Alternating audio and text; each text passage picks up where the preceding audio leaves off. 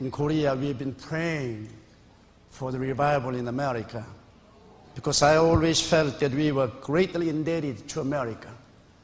When the communists invaded Korea, then America sent soldiers to deliver us from the communistic attack. And 50,000 American young people died in Korea to protect Korea from the communism. So I always felt indebted deeply to pray for America. And I asked all of my Christians to pray for America every day, especially Sunday and Friday all-night prayer meeting. And in 1961, early part of 1961, I had a meeting in Mobile, Alabama, and I was so burdened down in my spirit for America. I said, Father, are you going to give up America? I plead with you. But for America, there will be no Christianity existing in the whole world. America is the bulwark against atheism around the world. Then suddenly the Holy Spirit came into my soul, and Spirit said, don't worry, I'm going to send great revival to America.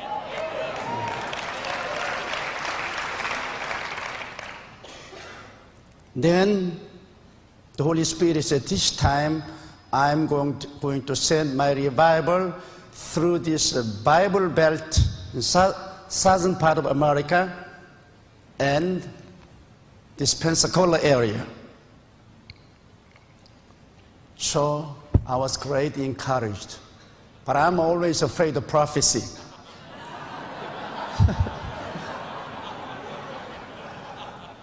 So I was very careful. Through my ministry of 40 years, I've been always asking God to give me the gift of the healing. In our prayer mountain, when I go into prayer grotto, I always asked God to give me the gift of healing. I never asked for the gift of prophecy. Because I saw so many false prophecies through my ministry. But whenever I prayed for the gift of the healing, God would prophesy through me. So I said, Father, I don't need this. I don't like to have the gift of prophecy. Give me the gift of healing. But God is a sovereign God, and He decided what He wanted to do. And He always gave me the prophecy. And I went to the Seattle, Washington to preach at the Brother Casey Street Church. Again, I was in a hotel and I was praying and praying for the America. Suddenly, in my vision, I saw the map of America. And I rose up in my vision and I pointed my finger on Pensacola. Pensacola is such a small town that I did not know too well. And God asked me to declare the revival wind to start to blow from Pensacola. So I said, who am I? This is foolish. Why should I stand up in hotel room and command the revival to come in Pensacola?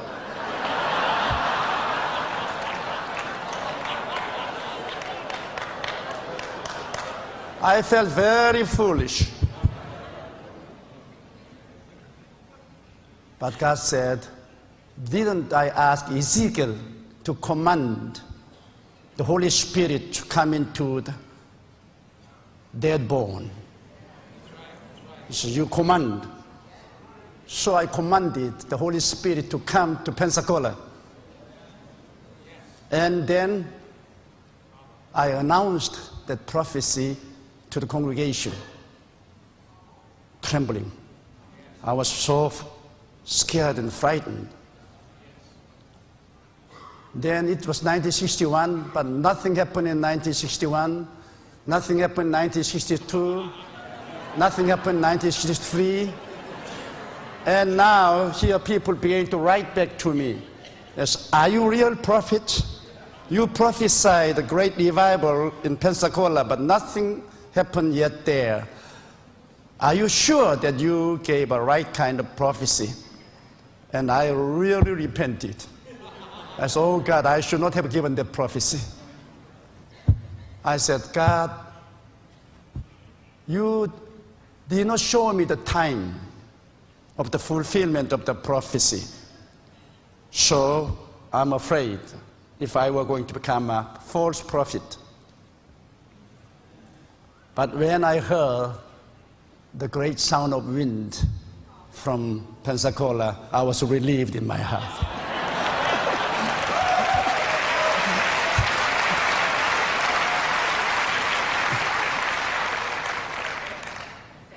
Well, I started my ministry in 1958. We started preaching at the suburb of Seoul City with my mother-in-law, late sister Choi Ja-sil. She was a great prayer warrior. In 1959, Dr. John Hurston and his family joined with us together. So we started to pioneer work there. Those days, Korea was very poor after the war. Whole society was in chaos. And people were objectively poverty-stricken. But we put up the tent and we began to preach. And those days, I prayed very much. I prayed about 5 hours every day. Not because I was spiritual, but I had nothing to do.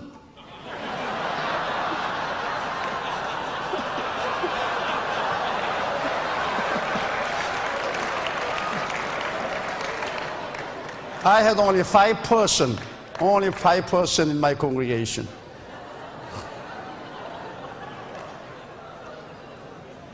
And I had a great desire in my heart. I said, Lord, if you would only give me 300 persons to my church, I will never complain till I die. My vision was very small. I could not think of beyond the 300 members.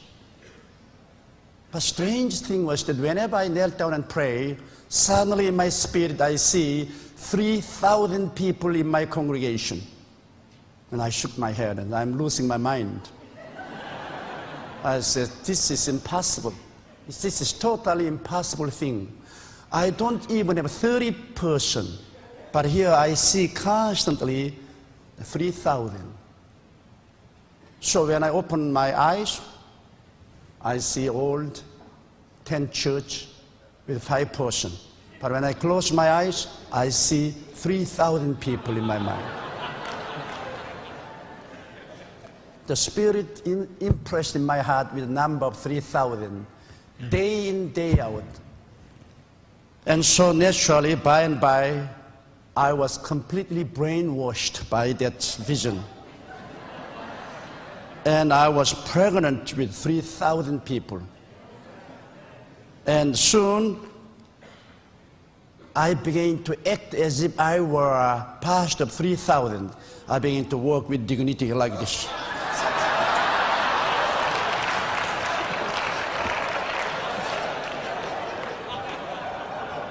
And I was speaking as if I was speaking to 3,000, and these 5 persons would put finger into their ears and say, Pastor, don't shout. You have only 5 persons. You hurt our hearing. But I would say, no, I'm speaking to the 3,000 people. And they all laughed. They thought that I was joking. But I was serious because I was pregnant with 3,000 people. God put that vision in my soul, and I did not know that how that vision could be fulfilled. Then in 1959, Dr. John Hurston and his family joined. And 1961, Brother Hurston and I went out to the downtown of city. He brought money from America, and we purchased the land and built a church. And by 1964, we had 3,000 people.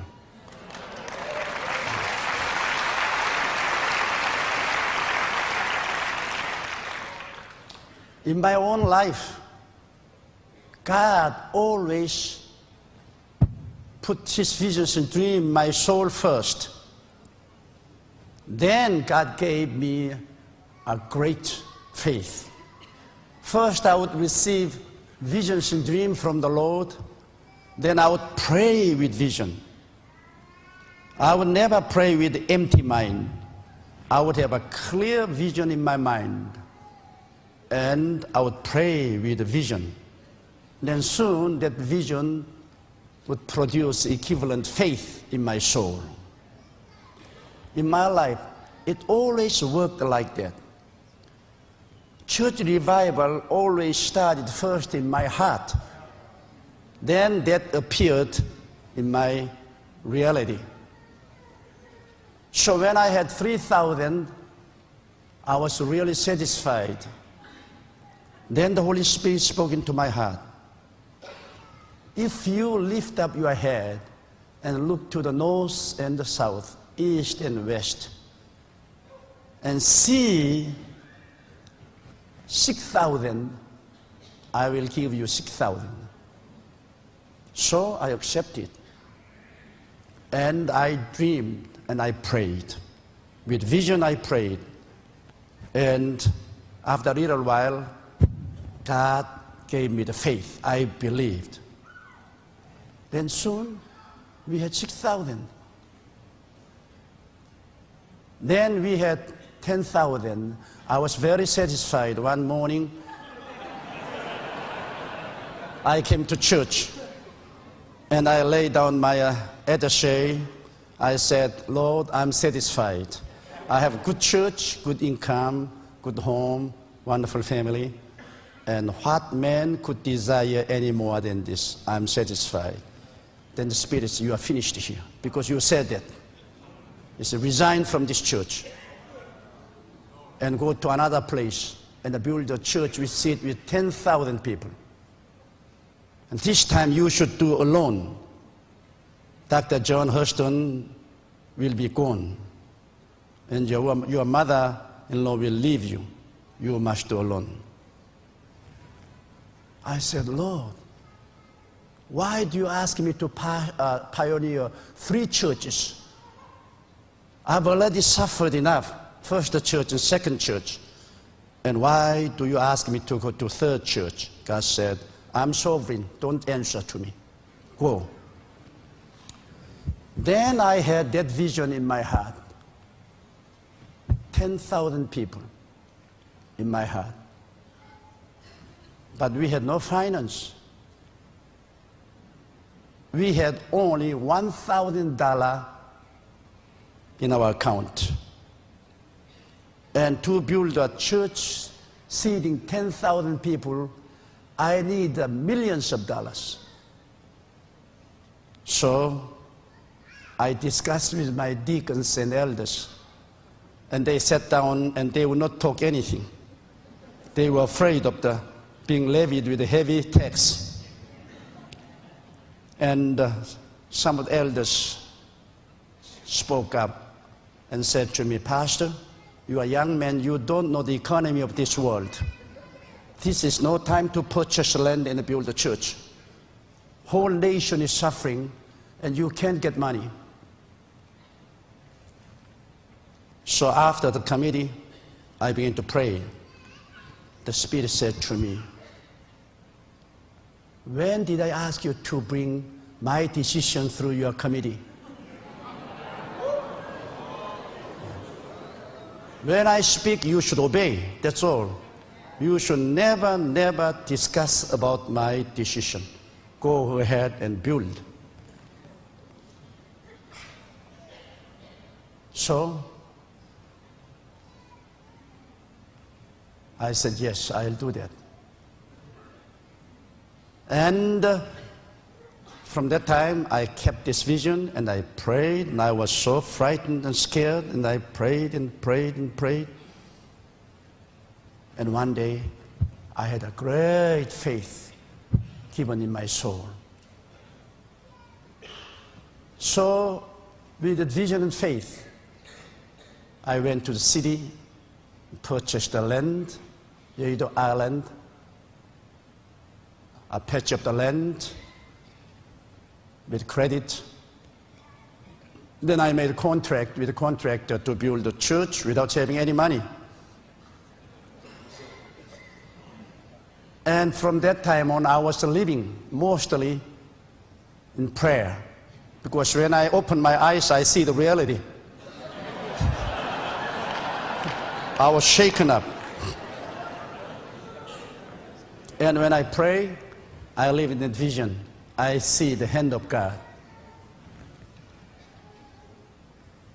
And then the war broke out. Yom Kippur War broke out in Israel, and oil shortage came. And our people began to lose job, and bank closed the door.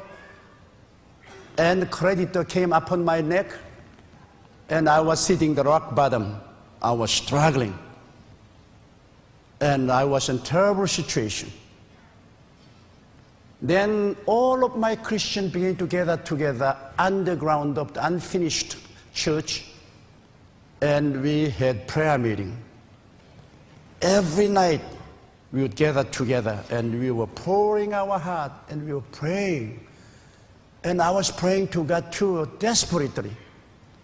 But in my mind, humanly speaking, there was no way for me to get millions of dollars in this situation. I knew that I would have bankruptcy. And all the denominational churches and Christians were expecting that the Pentecostal church would have a bankruptcy. They were all my Job's friends. They would come and comfort me, but they were enjoying my bankruptcy. I'm sorry to say it this way, but they really did it. And newspaper began to attack me, and even my dear friends in our own denomination began to attack me. So I had no friend.